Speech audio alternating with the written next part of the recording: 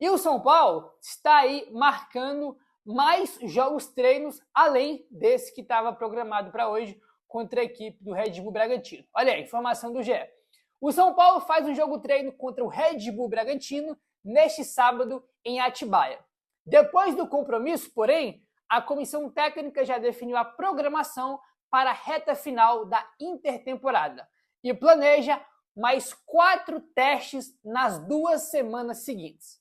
A ideia do São Paulo e da comissão técnica do Dorival Júnior é realizar 2 jogos treino no próximo sábado e outros 2 na sexta-feira, dia 17 de julho.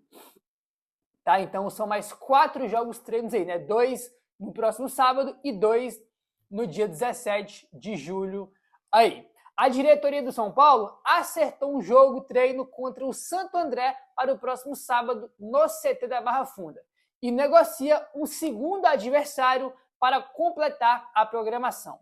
Na semana seguinte, né, que é no dia aí, 17 de julho, já há um acordo para um teste contra a Ferroviária, enquanto o clube também busca outra equipe para enfrentar. Então é o seguinte, já tem aí, né, são 4 jogos treinos que o São Paulo quer fazer ainda, já tem 2 programados, né? Sábado vai ter um contra o Santo André e no mesmo sábado quer fazer mais um, tá vendo um adversário ainda, e lá no dia 17 de julho tem um aí contra a Ferroviária. E nesse mesmo dia já quer fazer outro jogo treino que também está negociando com outro time aí, tá bom?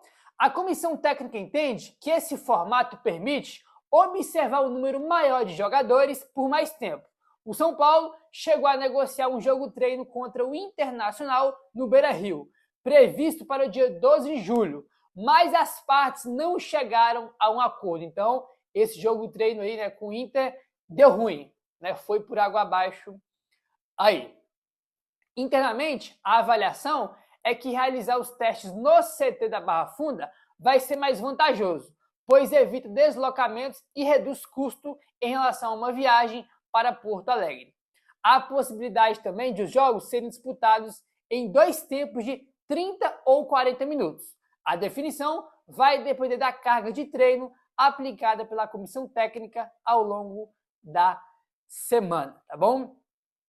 Informação, então, que traz aí o Globoesporte.com. O São Paulo vai fazer mais 4 jogos treino, então, e o jogo está marcado contra o Inter. Deu ruim porque não chegaram a um acordo aí. Então, vai ficar só nesses jogos treinos aí, realmente, no CT da Barra Funda. Aí vai muito também de cada comissão técnica, de cada clube, né? Tem times aí que estão fazendo amistosos, tem time aí que está fazendo intertemporada na Europa, em Portugal, né? Vários times brasileiros até.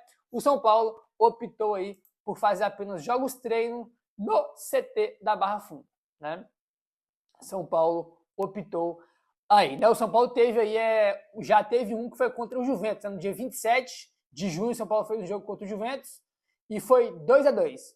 Gols aí do Tapia e do André Silva que marcaram para o São Paulo, né? Agora vamos ver como que foi esse jogo aí contra o Bragantino, que estava marcado para as 4 da tarde, mas ainda não saiu nenhuma novidade, beleza? Bom, pra gente seguir aqui, rapaziada, é o seguinte, ó, bora entrar agora nesse tema aí da troca com o Botafogo, que é uma novela assim que acho que ninguém aguenta mais, né?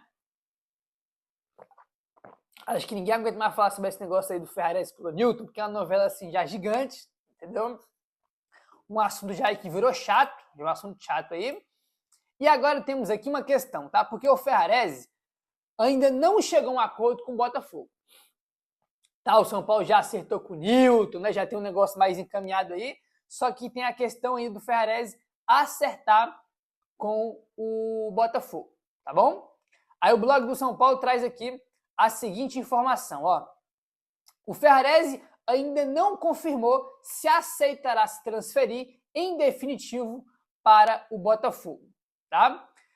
Aí, né, o blog do São Paulo ressalta aqui, né, que já existe um acordo entre São Paulo, Botafogo e Newton. São Paulo e Botafogo chegará a um entendimento para realizar uma troca envolvendo Newton pelo Ferrarese. Além disso, o São Paulo já acertou as bases salariais com o volante, considerado aí um dos principais pedidos do técnico Dorival Júnior para poder reforçar o meio campo. No entanto, a negociação só vai ser oficializada caso o Ferrarese aceite as condições oferecidas pelo Botafogo. Tá? Tem essa questão aí. Ferrarese ainda negocia com o Botafogo.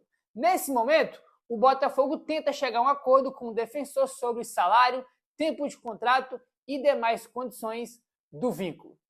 Até que exista um acordo entre o jogador e o clube, a troca permanece indefinida.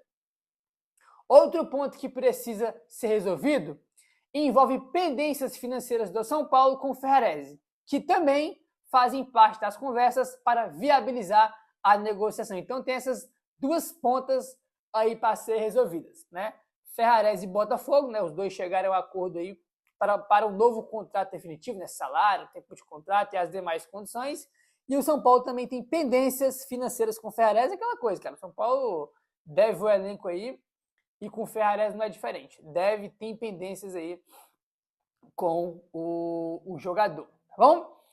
E o Botafogo tem alguns problemas, né? Que aí já é coisa do Botafogo.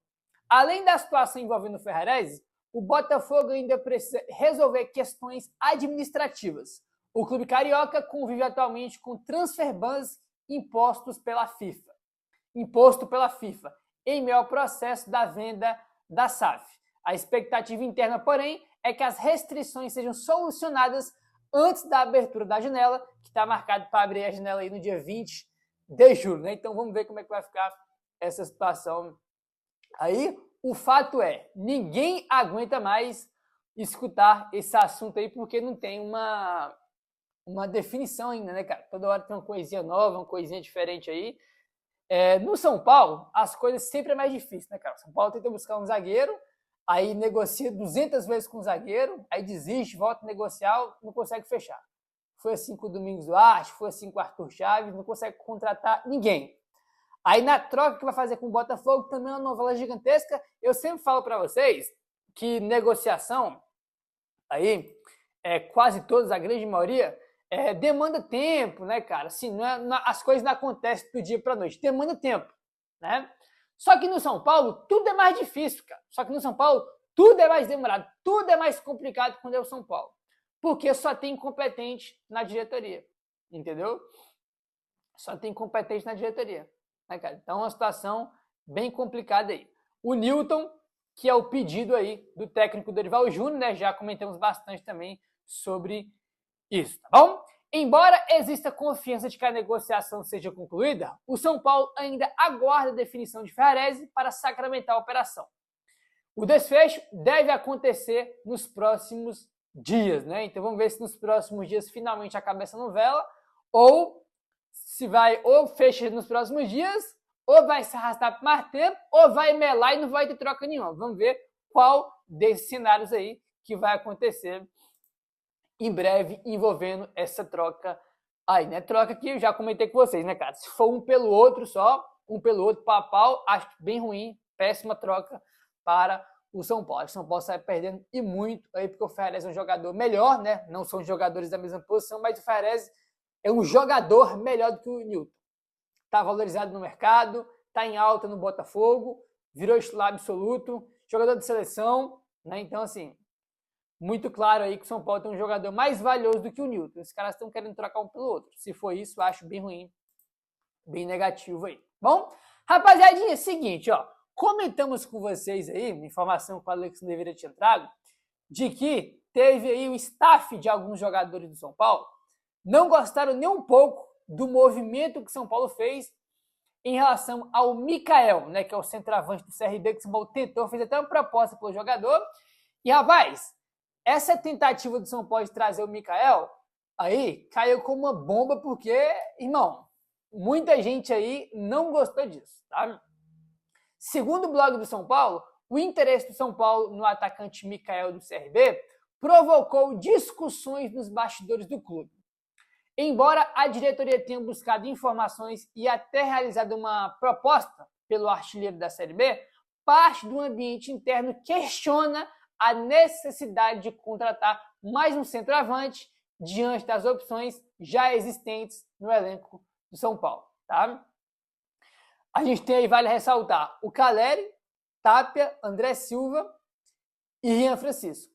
né? São aí as opções que a gente tem para centroavante. E o São Paulo buscar o Mikael gerou aí discussões do para que buscar mais um centroavante, tá? Aí tá aqui, ó.